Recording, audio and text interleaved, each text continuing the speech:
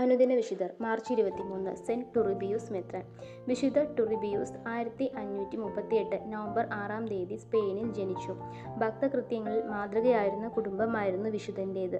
ഒഴിവു സമയങ്ങളിലെല്ലാം ബാല്യം മുതൽ ഭക്തകൃത്യങ്ങളിലും ദരിദ്ര സേവനങ്ങളിലും സമയം വിനിയോഗിച്ചു.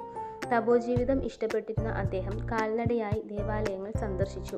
സിവിൽ നിയമങ്ങളിലും സഭാ നിയമങ്ങളിലും പ്രാവീണ്യം നേടി.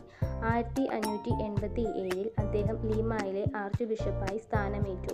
ധ്യാന പ്രാർത്ഥനകൾക്കു ശേഷം ബലിയർപ്പിക്കുന്നതും എല്ലാ ദിവസവും പാപസങ്കീർത്തനം നടത്തുന്നതും അദ്ദേഹത്തിൻ്റെ പ്രത്യേകതയായിരുന്നു. ദരിദ്രർക്ക് ദാനം നൽകുകയാണ് അദ്ദേഹത്തിന് ഏറ്റവും ഇഷ്ടപ്പെട്ട കാര്യം. 1606 മാർച്ച് 23-ാം തീയതി മരണകരമായ രോഗം പിടിപെട്ട് അദ്ദേഹം നിത്യവസതി പുൽകി.